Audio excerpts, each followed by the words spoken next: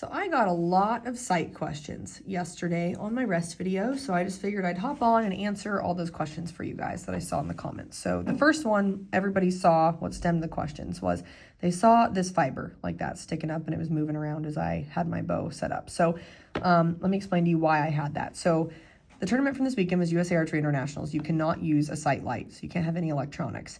So first off, that was taken off, and my plan was to shoot this scope housing with a black dot. And here's why I didn't end up choosing the dot.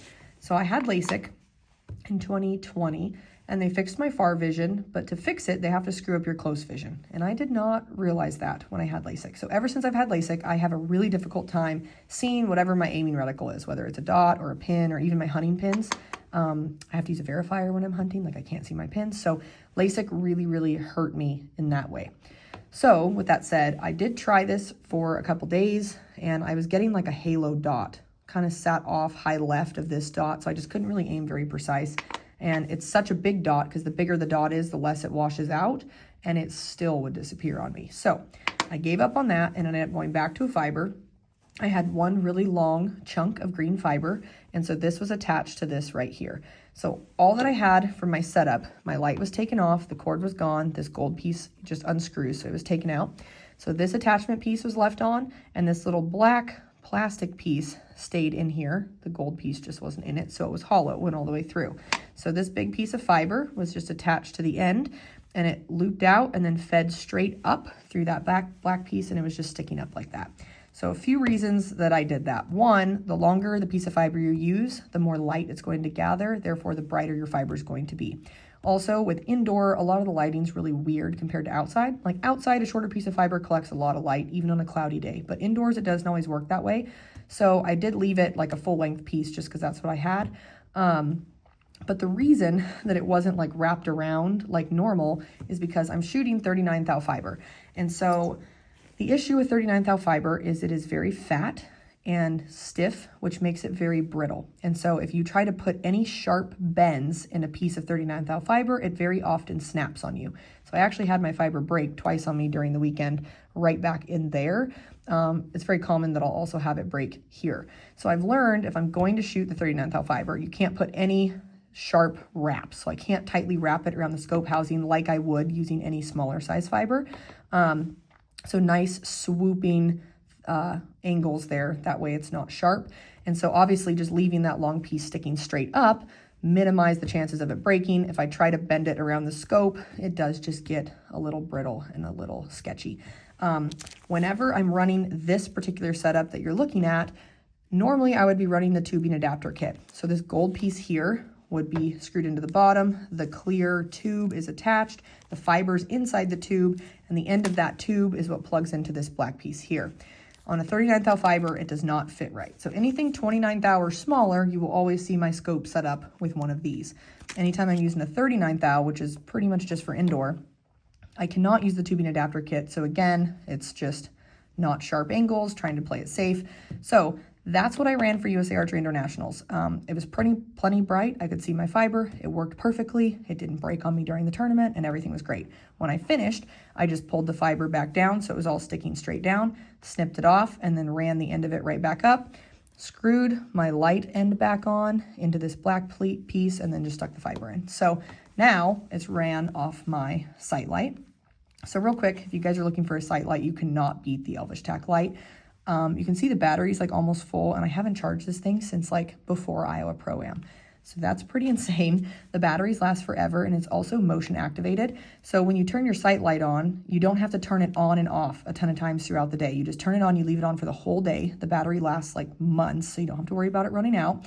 And whenever you set your bow down, when it hasn't felt motion for, let's say, 30 seconds, and you can adjust that time length, then the light just shuts down and it's in like sleep mode. And then when you touch your bow to pick it up again to shoot, the light reactivates. So I love it. I hated when I was using sight lights and I had to always remember to turn them off after I shot and then turn them back on.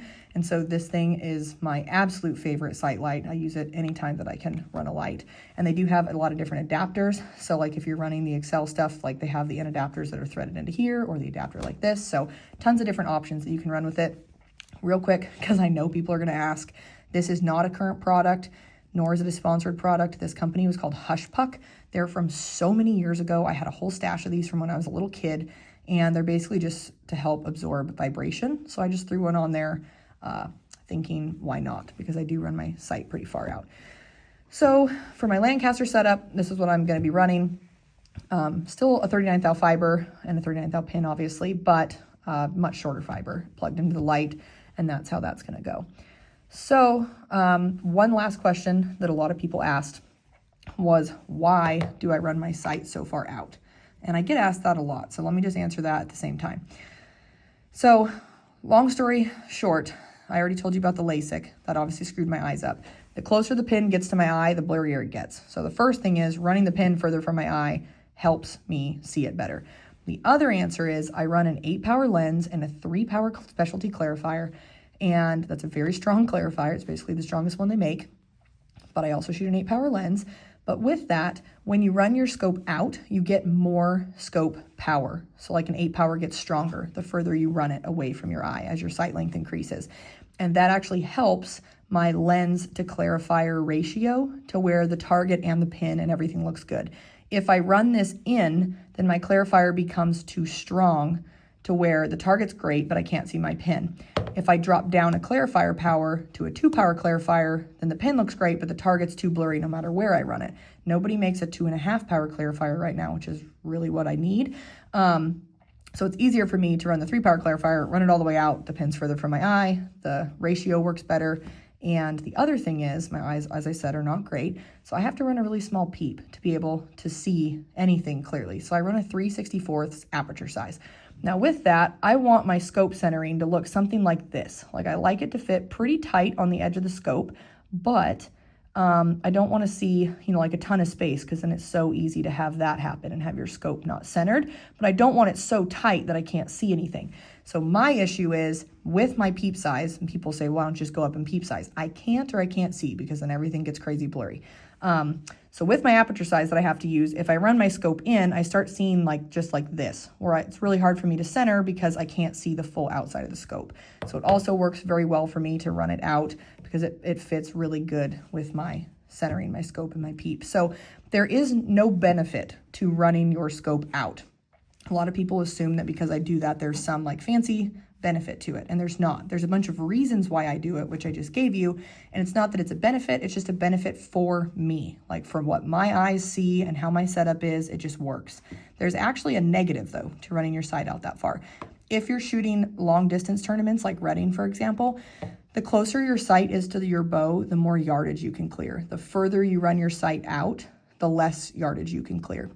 So like out here, I can barely clear 80 yards, but if I ran my sight in this hole, I can clear to 95 yards, let's say. So it's a very drastic difference depending on where you run your sight.